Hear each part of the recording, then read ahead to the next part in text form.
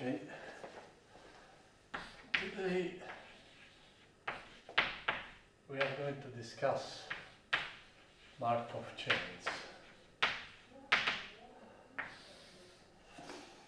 Okay, so what we have seen so far is mostly sequences of independent random variables. So random variables that are essentially drawn from independently from the same distribution.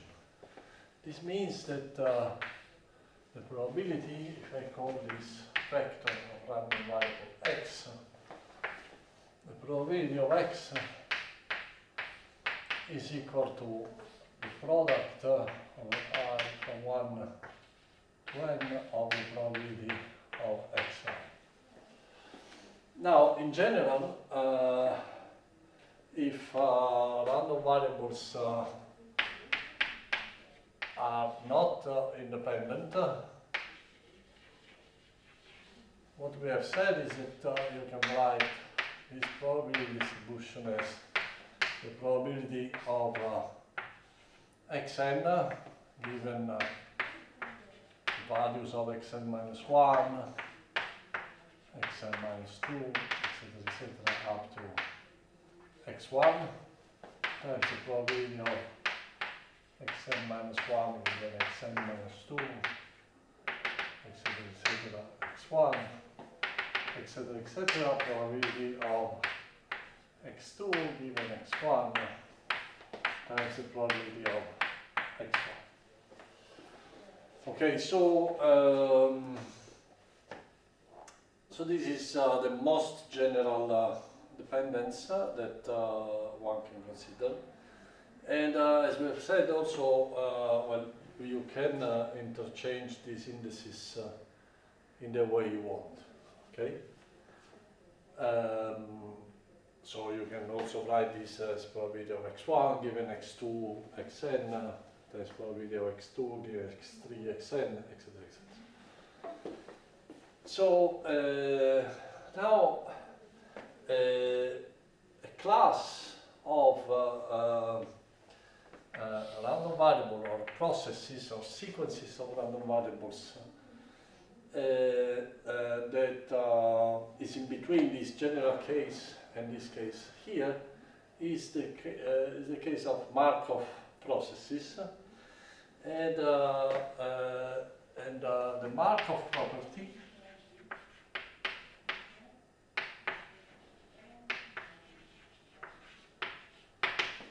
they satisfy this Markov property.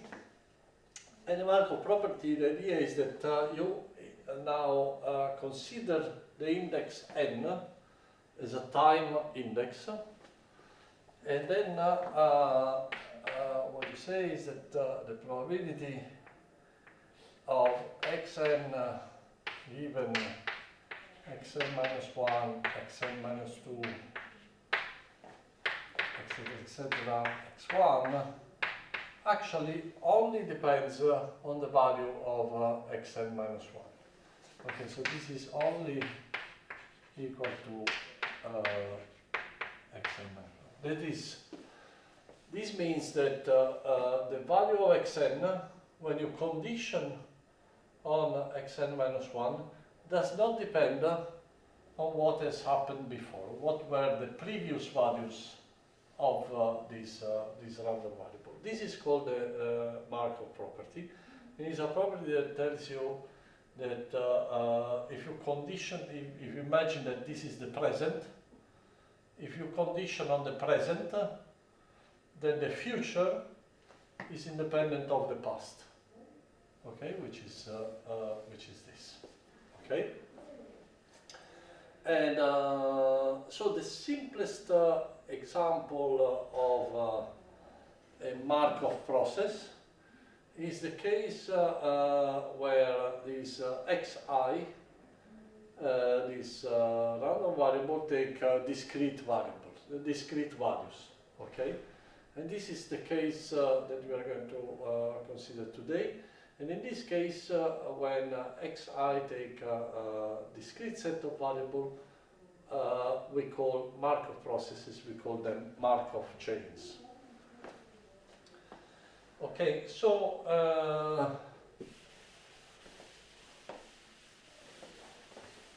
now if we want to describe a Markov chain, then a Markov chain is a sequence of random variables. Actually, it's an infinite sequence of random variables. And this xi, as we said, belong to a discrete set that we are going to call states.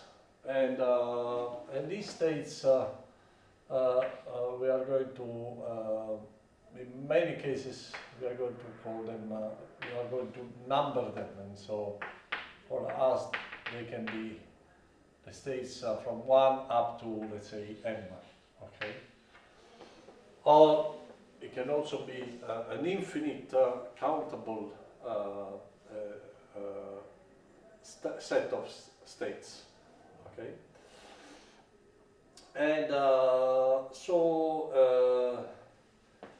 and then all we need to do is to define a Markov chain, is to define what is the probability that xn takes a value I, say j actually, given that xn minus 1 takes a value I, okay?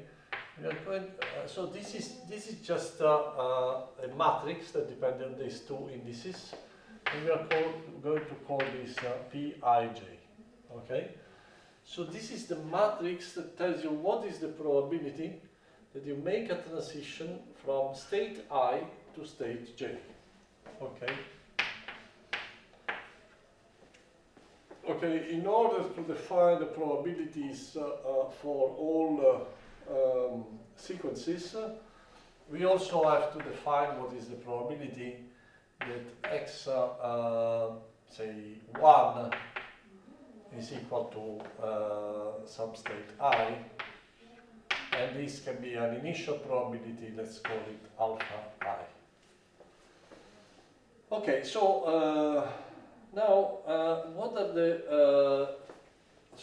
the properties of this matrix? So these matrices are called stochastic matrices, and they satisfy the following properties. So let's say if a matrix P belongs to the set of stochastic matrices, let's call it this way, then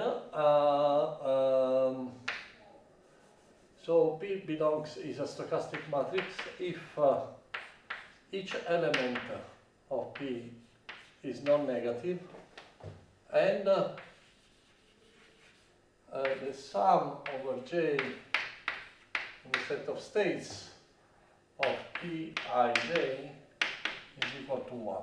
And what does it mean? It means that this is the normalization condition. It tells you that wherever you are, you have to go to some other state, okay, to some other state J, okay? So the probability has to be normalized over the second index. Okay, so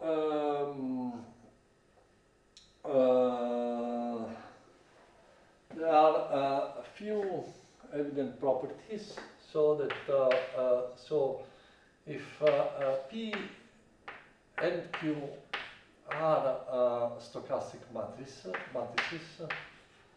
then P times Q is also a stochastic matrix. And why? Because essentially the element Ij of PQ is the sum over K of Pik times Q Kj.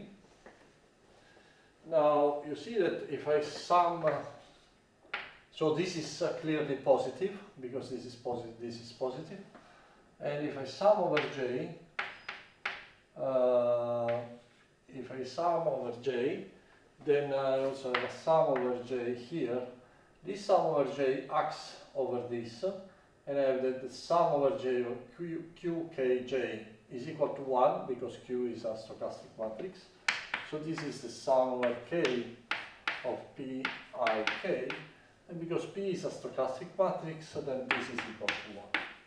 Okay, so you see that the product of two stochastic matrices is a stochastic matrix. In particular, the nth power of a stochastic matrix.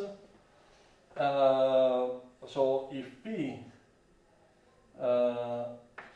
is a stochastic matrix, then all its positive powers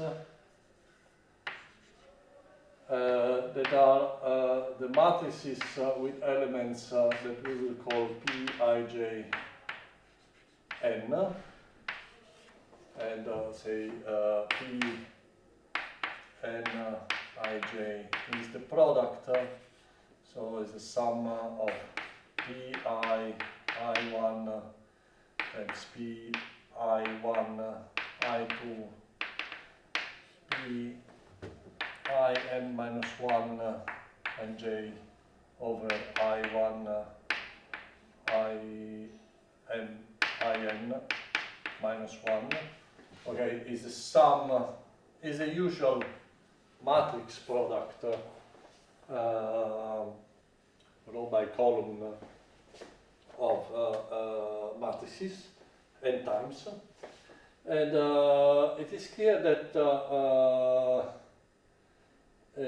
because P and Q, P is a stochastic matrix, then this is also a stochastic matrix. Okay? And so this property means that the set of stochastic matrices is a semigroup, which is closed under the product operation. And semi because there is no inverse. And this, the interpretation of this, it's easy in the sense that so if you have you see if you have the alpha I, which is the probability that x1 is equal to I, then you can compute what is the probability that x2 is equal to j by just multiplying alpha I by Pij. Okay? And so every time you multiply by P, you advance time by 1. Okay? So in this way, you can see that if you want to compute what is the probability that xn is equal, or xn plus 1 is equal to j, then you have to multiply n times by the matrix P on the right, this vector alpha I, and so the stochastic, so the matrix P to the n just gives you the Markov chain which jumps n steps, okay, n steps at a time. Okay, so if P is a Markov chain, then this is also a Markov chain. Okay, so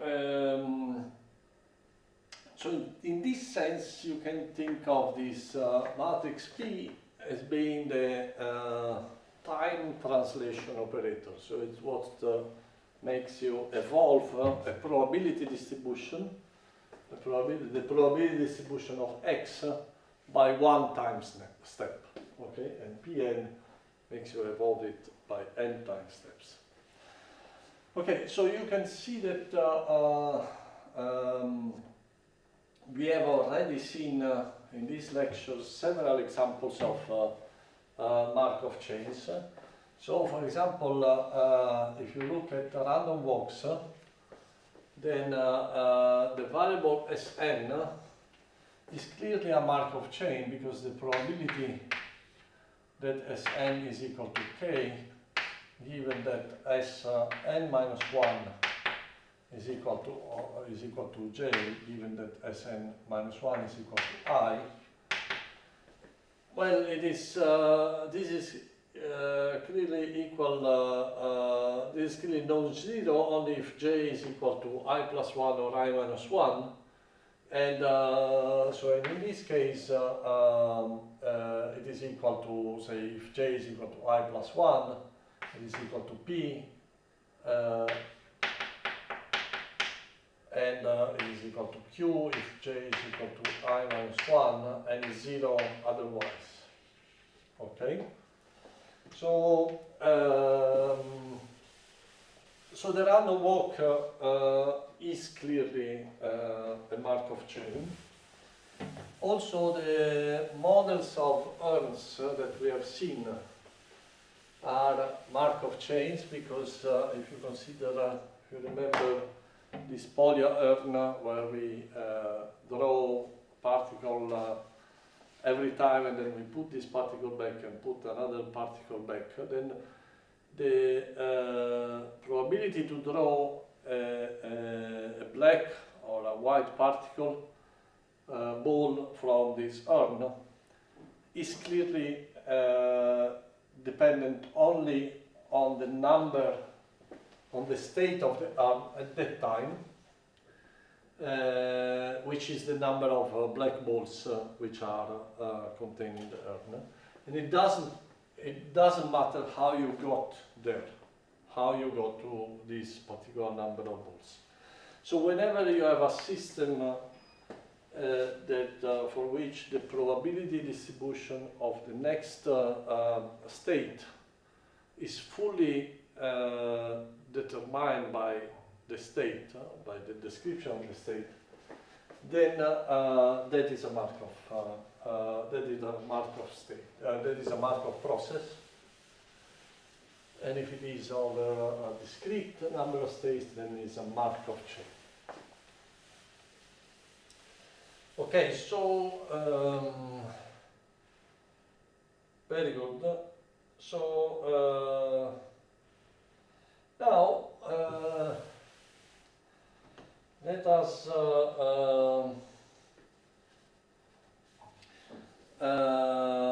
us see a particular example. This is an example. Well, this all what I'm telling you is described in Feller, so you can read this chapter, and there are a lot of examples, a lot of intuition. So, and then there is an example of, say, a Markov chain. And essentially, if you want to understand what is the evolution of a Markov chain, then you can also do it graphically by representing states just as points and transitions as arrows. Okay. So, for example, in the book of Feller, there is a Markov chain between 9 states, and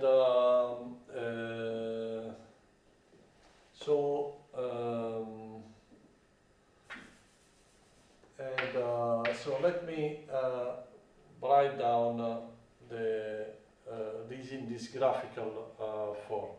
Okay. So I have these 7,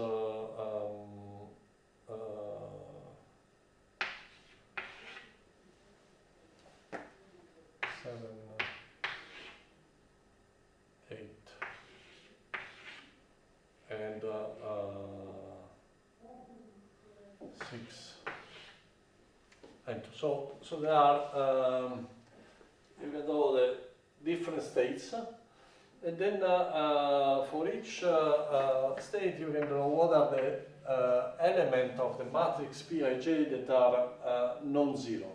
So in this example, for example, you can have a transition from state 1 to state 4, from state 1 to state 9, and so from 1 you can only go to 4 and 9, and from state 2 you can go to state 2, just remain to state 2, you can go to state 9, and you can go to state 5, and you can go to state 3.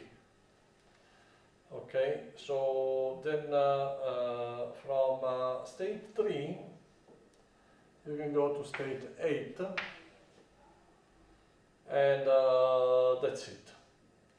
So from state 4 you can go to state 1, and that's it. And from state 5 you can only go to itself, and from state 6 you can go to state 2, and from state 7 you can go to state 6, but you can also go to state 2, and you can go to state 8, and from state 8 you can go to state 3, and from state 9 you can go to state 4, and you can also go to state 9 itself. Okay, so this is a graphical representation of a possible matrix Pij, where essentially I mark with an arrow all the elements of this matrix, where this would be I and this would be J, where this Pij is non-zero. Okay. Now, if you want to look at what happens, what will happen to the Markov chain, so you can think that, well, if you start from state 2, you can go state 9, then 4, then 1, then 4, then 1, but you can also go to state 9, you can go to state 4. So what you realize is, for example, is that if you start from state 9, you can never go back, or if you start from state 2 and you go to state 9, you can never go back to state 2. Okay? Because there is no path from this set of states that that leads you to state 2. So what you find is that this set of states is what is called a closed set. Okay, so C is a closed set if for any J that does not belong to C, and for any I that belong to C, so the probability to go from I, which is in the closed set, to any state which is outside is equal to 0 for all n. So this means that there is no way in which you can exit from a closed set. And this is actually what closed means. So, so you see that analyzing in this way this, this set, we see that, for example, if instead from state 2 you go to state 3, then you're going to go to state 8 and then back to 3, and so this is another closed set because you cannot exit from these two states. Okay. And also you find that if from state 2 you go to state 5, then you are always going to stay within state 5. So this is another closed set. It is a closed set which is composed of just one state. And this is called an absorbing state. So if a closed set is composed just of one state, then I is an absorbing state. Okay. Okay. And what about the other? What about the other three states? These ones. So when these states are states such that, say for example, if you are in 7, if you start in 7, you are going to exit from 7, but there is no way you can get back to 7. So being in 7 is a transient condition in the sense that they cannot last forever. And also being in 6, you can come to 6 from 7, but once you get there, you will go out of 6 and you will never go back. So, and the same is true for 2. For 2, you can return to 2 a finite number of times, but then once you exit, then you are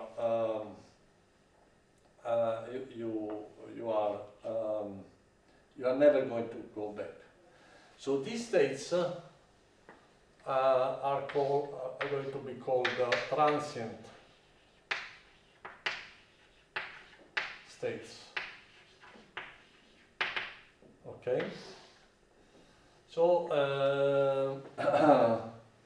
if you are in a transient state, so the probability that if you are in I and you go back in I after n steps, essentially this is going to 0 as n goes to infinity. Okay, so asymptotically, so in the long run, you are not going to be in any of these states. Okay. Now you see from this example that you can decompose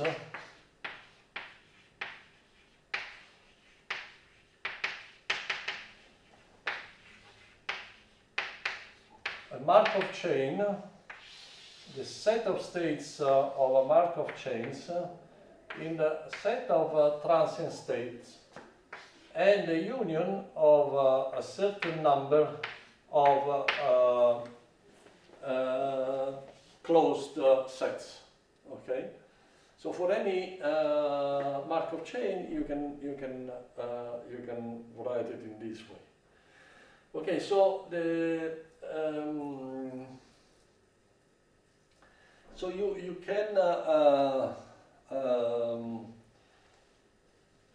can also discuss a little bit more in detail the property of each of these states in terms of the concept which is similar to what we have seen for random walks, which is essentially in terms of the recurrence or transience of each of the states. And you can make this more precise if you define the first passage probability.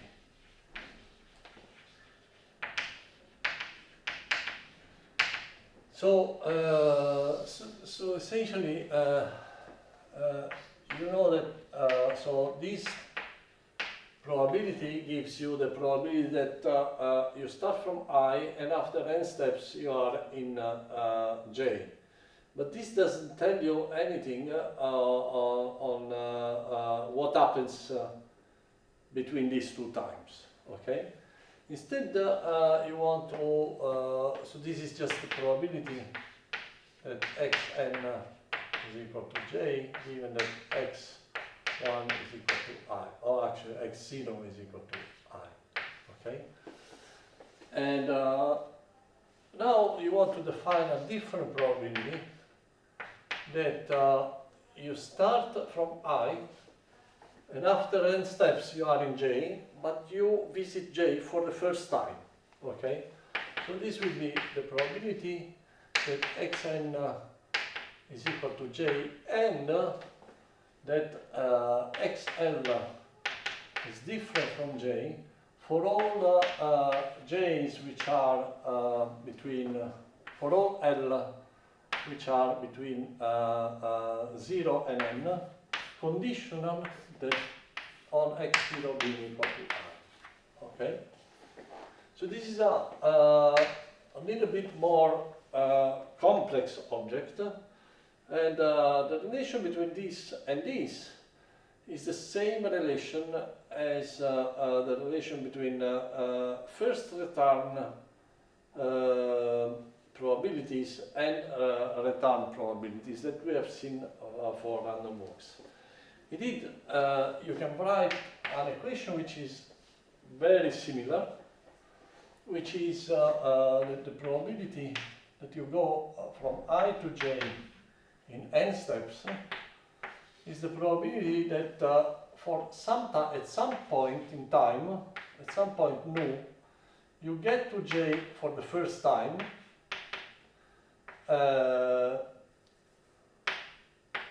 and then that you return to j after n minus nu steps. Okay, so this is exactly the same idea that we used for random walks. And here you define f ij of n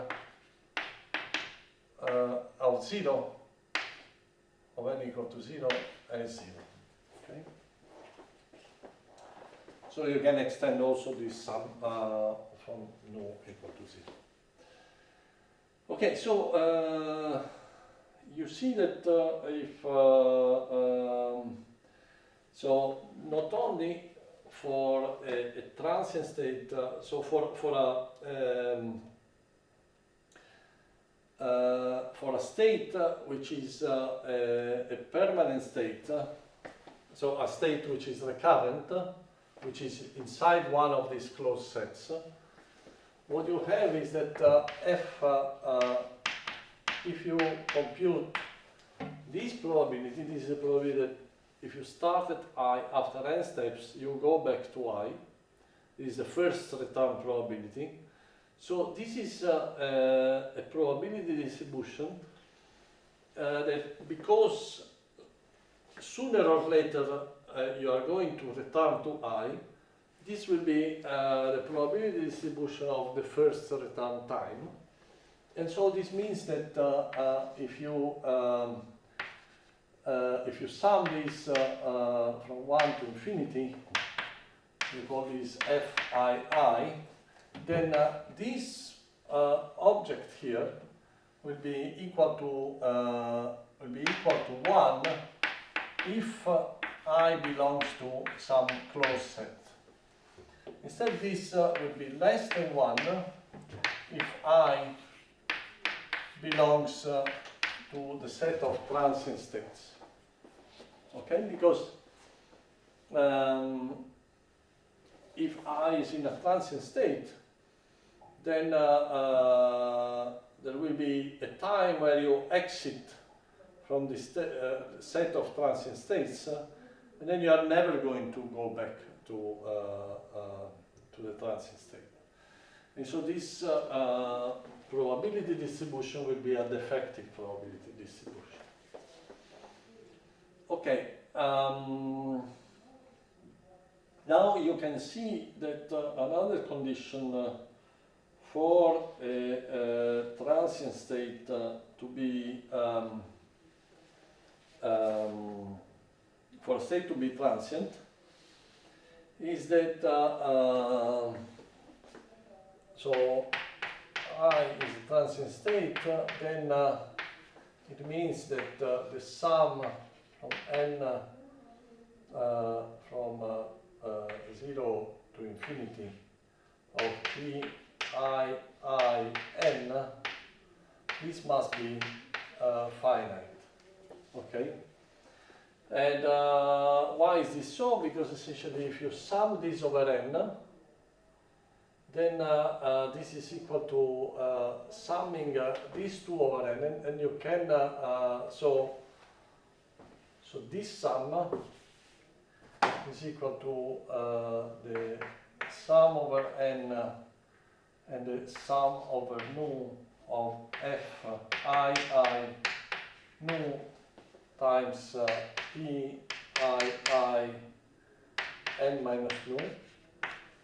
I have I equal to j, and so you can turn this equation, this sum goes up to n, so you can call n minus nu L, and you can change this sum on L, and so this gives you the sum on nu from 1 to infinity of Fii of nu, which is Fii, times the same sum on L of Pii of L. Now this is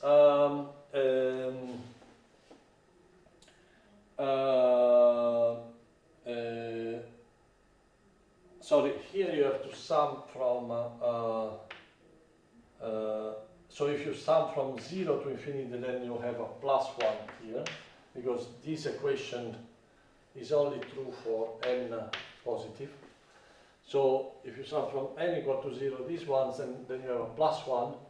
So this is plus 1.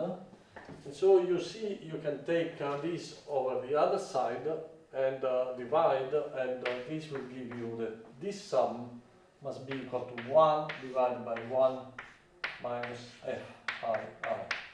So if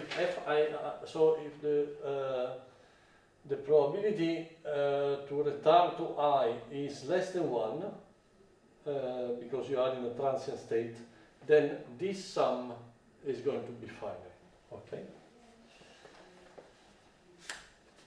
Okay. So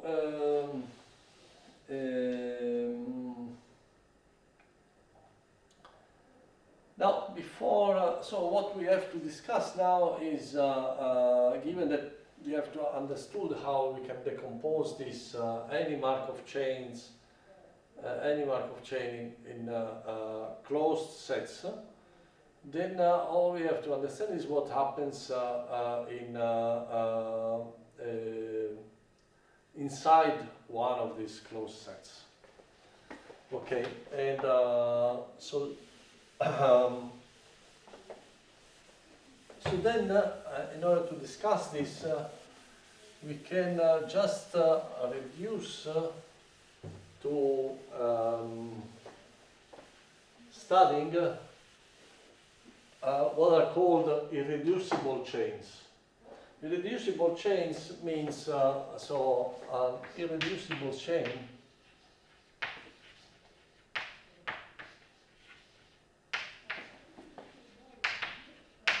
is means that the set of states, what I call S, is itself a closed state. Okay, so in the sense that there is no state that cannot be reached from any other state. So okay, so this means that for any I and j, there is a time n such that Pij, the probability to go from I to j in n steps will be strictly positive. Okay? So from any two states, there will be a path of some length with positive probabilities that will lead you from one of these states to the other state. Okay, so now if you have an irreducible chain, then the main result is that the probability distribution, the probability that you go from I to j in n steps, as n goes to infinity, so this limit exists because, well, this is a bounded quantity and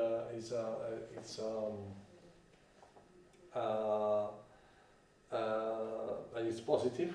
So this limit exists and it's equal to a probability that does not depend on I. It does not depend on where you started from. Okay?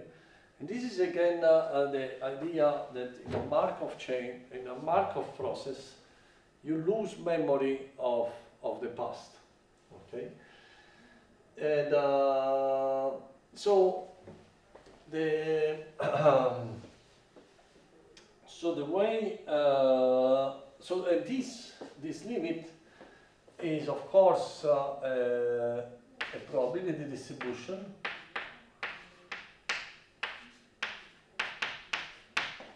and uj are positive. Okay, non-negative, sorry.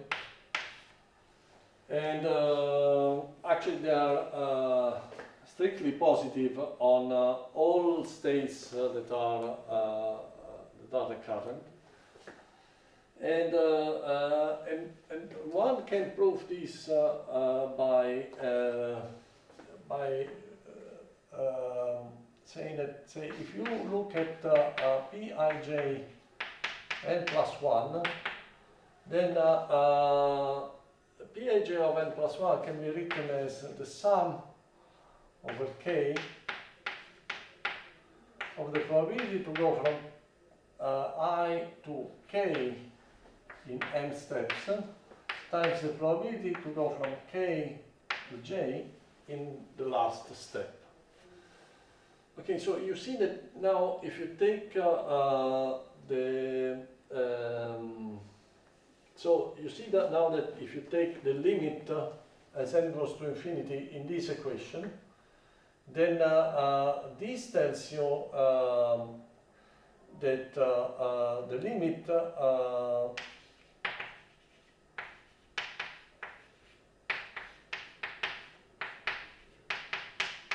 so this limit, which should be equal to uj,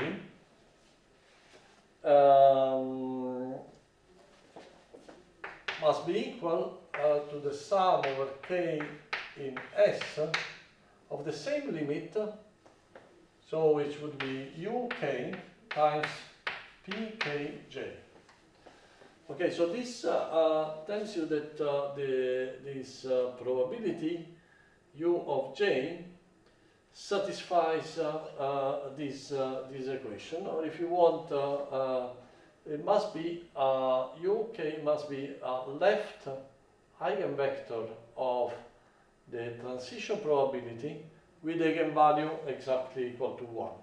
Okay, so the fact that this is a probability distribution is because, well, if you sum over j on this equation for any value of n, you will get 1 because of the normalization of the stochastic matrix. Okay, so that if you sum over j this uj, then you must get 1.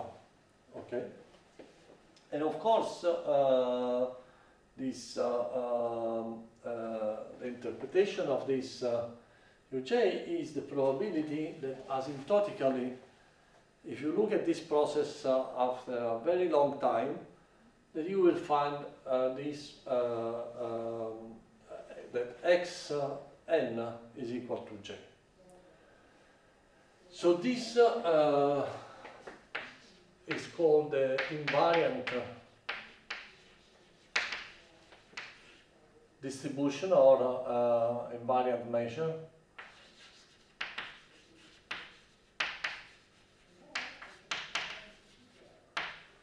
And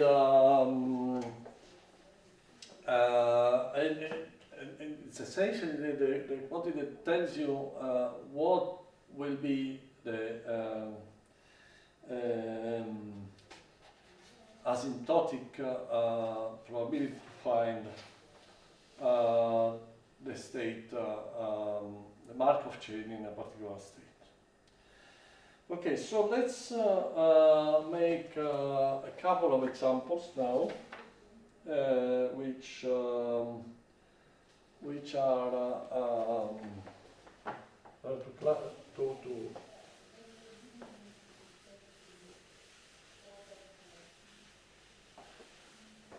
to discuss these properties. And I want to make two examples. One of them is Smartingers. So Martingales are a particular type of process where essentially the probability, so the expected value of x of t of some future time n plus n0, given that x in n0 is equal to certain value I, is equal to I. So this is the Martingale property. It tells you that if you know that today the value of this Martingale is equal to I, then the expected value at any future time, for any future time of the Martingale is exactly equal to I. Okay. Now, if we want to now describe a Martingale where this x can take value, xn can take value in 0, 1 up to capital N. Okay? And so essentially, if you write this equation for n equal to 1, this means that so the expected value of xn plus 1 given that xn is equal to k. Okay, so so this is what? This is the sum over j from 0 to n of pk, so you must be in state k at time n, and then you have to go to state j, and the expected value of xj is just given by this. Okay, and the Martingale property tells you that this must be equal to k. Okay. So now let's imagine that in this so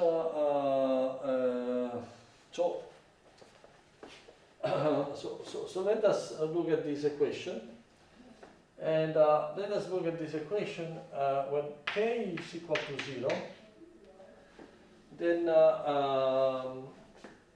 the only way in which this equation can be satisfied is if P00 is equal to 1 and P0 j is equal to 0 for all j positive. Because in order to have 0 on this side, each of these terms must be 0. And because they are all positive, then the only way in which this can happen is this. So, so this means that k equal to 0 is an absorbing state.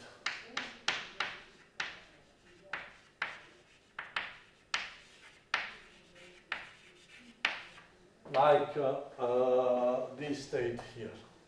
But this is also true for the state k equal to n, because if you write this equation for n,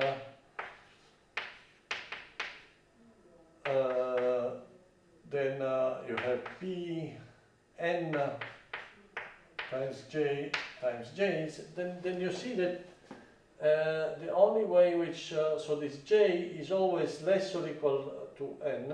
So the only way in which this equation can be satisfied is if p n n is equal to 1 and p n j is equal to 0 for all j which are less than n. So this is also an absorbing state. So we are in a situation where there are in this Markov chain, in any martingale on this set of states, there will always be two absorbing states. And let us also make the assumption that there is no other closed set.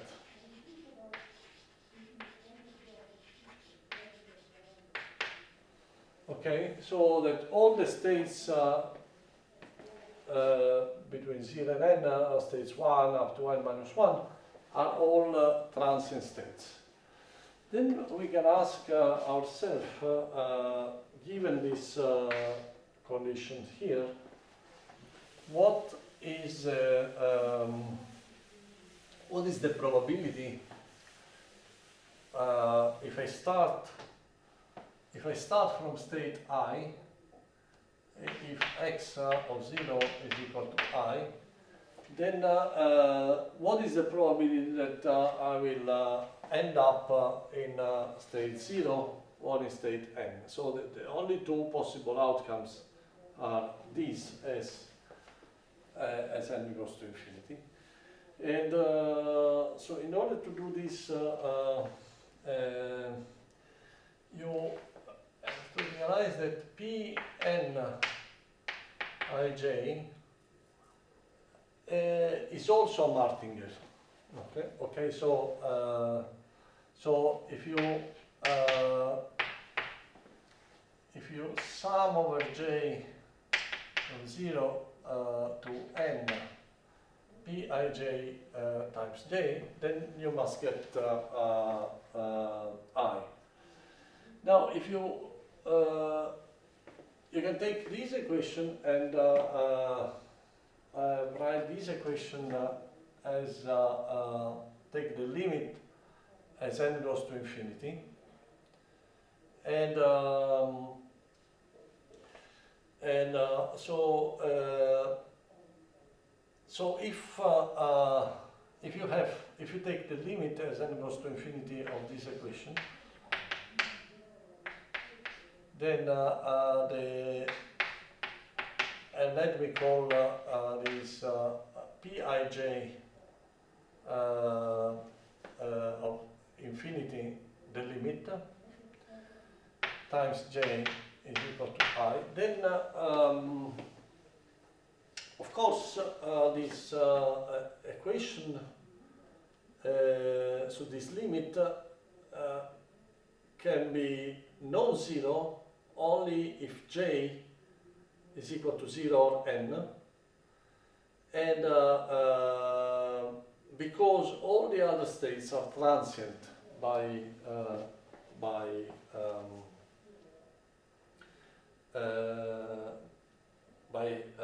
assumption. Okay, so then if you take this, so you see that the only term that survives in this sum is the term Pin infinity, and this times n must be equal to I. Okay, so this tells you that the probability that you end up after n step, after infinite steps in state n, when you start from state I, is 1 divided by n.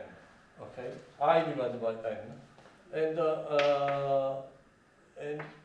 of course the probability that you will end up in state 0, because this is the only other option, is 1 minus I divided by n. Okay, so you see that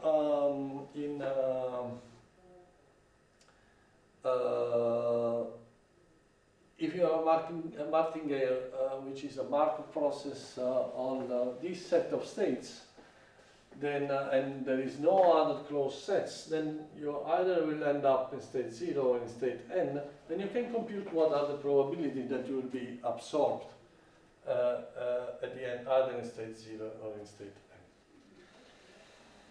Okay, let me make another example, which is a simple example of, again, balls and boxes, and it's called the Eren Crest model. So, so what is the idea of this?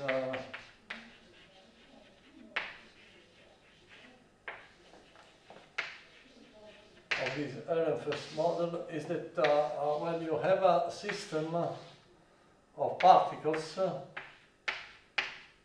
and this is divided in two parts, and the idea of this system is that you want to study how a system of gas reaches equilibrium. Okay, and so if there are n particles and this container is divided into two equal parts, then let's say that there are n particles on the left,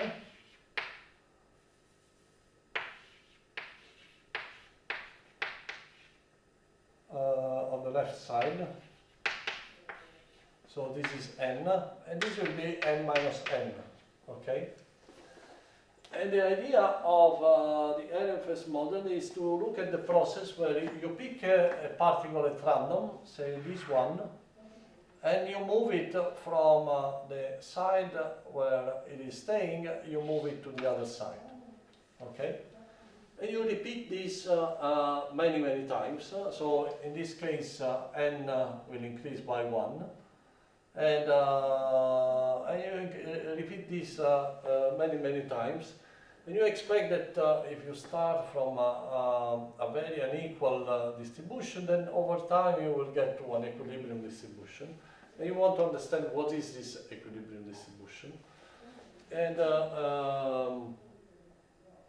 so the idea is that the Markov chain, in this case, if you want to go from if you have n particles on the left side, and you want to understand what is the probability that you will have n prime particles after you move one particle, then of course this is equal to, if you pick one particle from the left side, this will happen with probability n divided by n.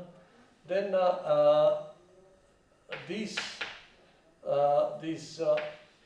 will lead you to n prime, which is equal to n minus 1, okay? Otherwise, you can pick a particle which is on the right side, so, and this will happen with probability 1 divided by 1 minus n over n.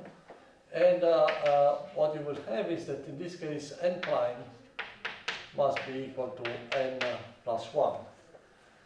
And otherwise, these are the only two possibilities. So, so if n prime is different from these two values, then the probability, transition probability will be 0. Okay, so this is the Eren Crest model. And And so you can write down what is the equilibrium distribution by just using this equation, okay?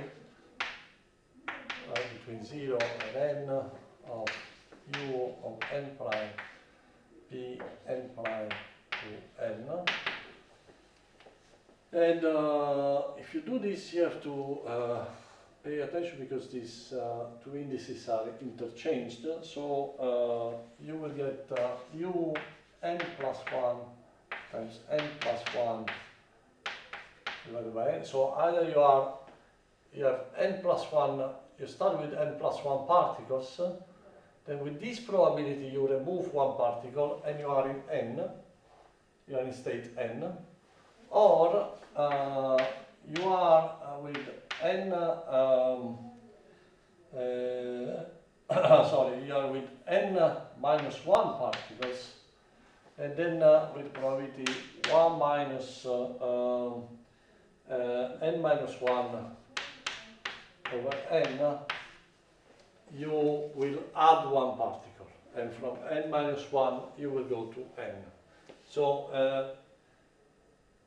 you have to remember that the logic of this equation is essentially the reverse logic. Okay, so you have to look at what type, in which state should you be in order to end up in n. Okay. So very good. So then, well, you can try to solve this this equation. For example, well, you can write. You can assume that un is equal to 0 for all n which are negative. Then you can write the equation for u0, and this will relate it to u1 because this is 0. Then you have the equation for u1 that will give you a relation between u0, u2, and u1. And you can use this, and you can solve this equation alternatively.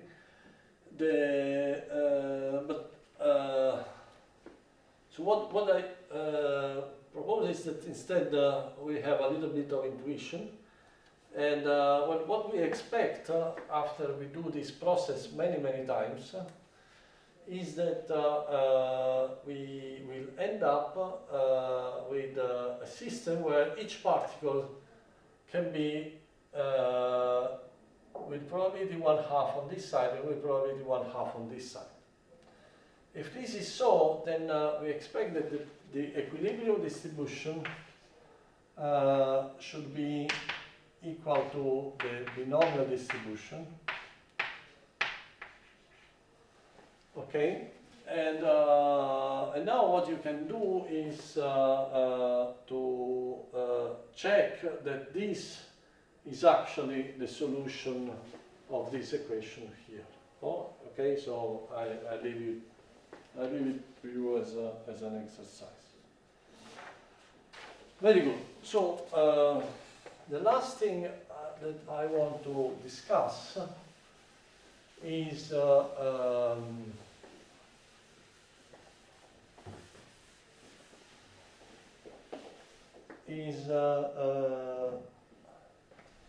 time reversibility.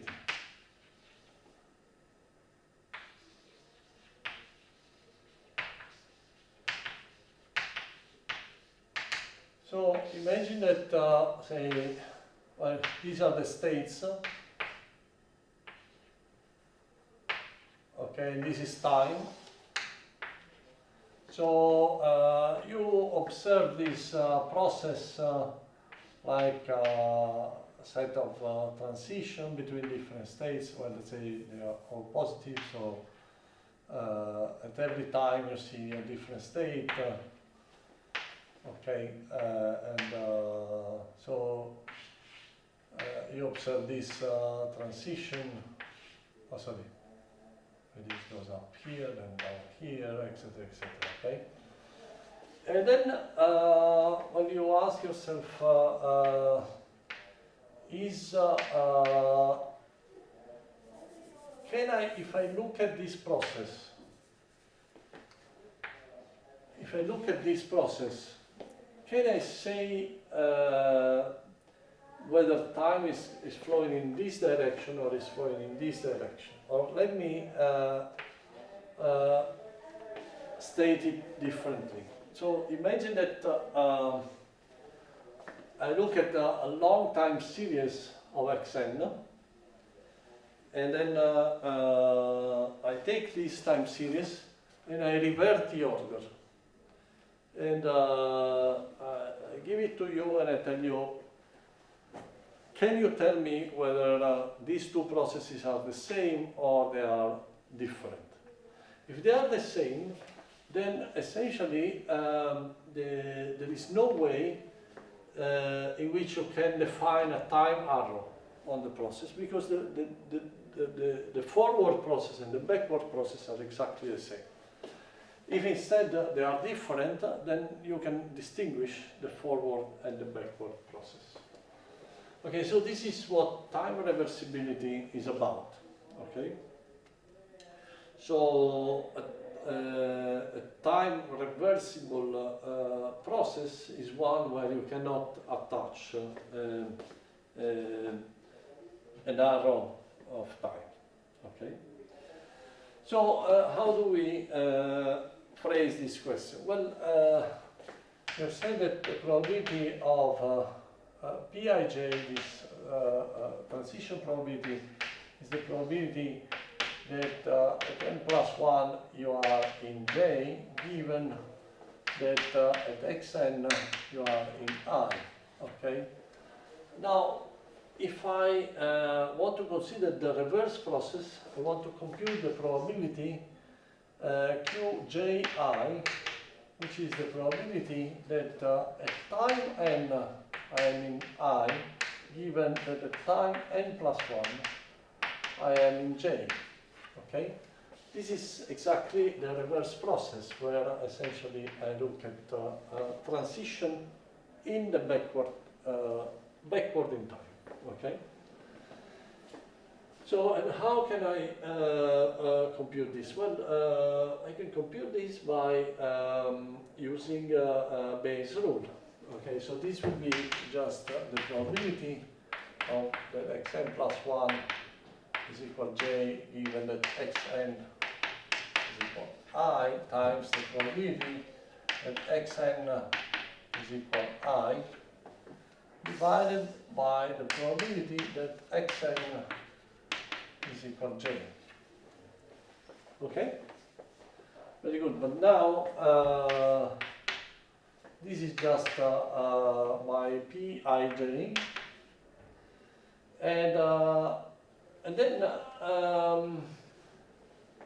if I take n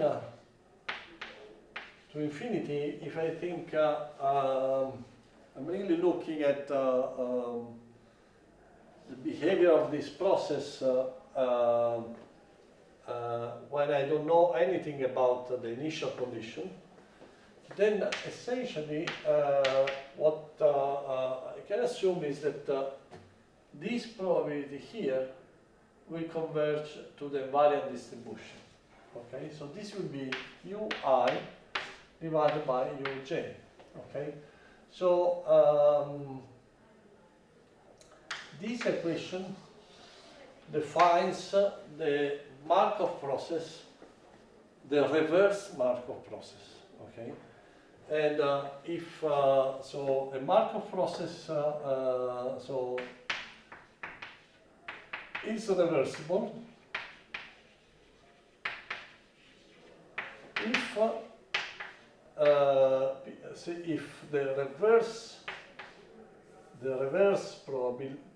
reverse Markov chain is equal to the Markov chain itself. Okay. So if this is equal to Pji, so this means that if I rewrite this equation, this means that for any states I and j, I should have that Pj sorry, uj times pji must be equal to ui times pij. Okay. So this condition is a condition that defines a reversible Markov chain, and is called Detained Balance.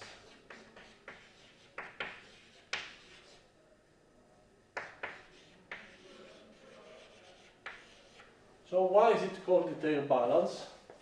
Because this is an equation that say, where you have like a balance. On one side you have the number, or if you want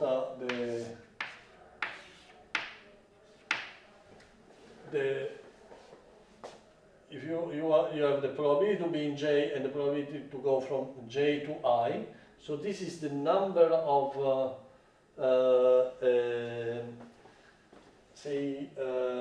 transitions that you can observe from J to I. And here you have the reverse transition, the number of transitions that you observe from I to J. And the detailed balance condition tells you that these two numbers should balance each other. So if for any two states the number of transitions that you have from J to I is equal to the number of transitions that you have from I to J, then you cannot figure out what is the time arrow. I mean, whether time is flowing in one direction or in the other, because the Markov chain is time reversible. Okay, as an example, you can check that you can check whether whether the Airfares model is a reversible Markov chain or not. Okay.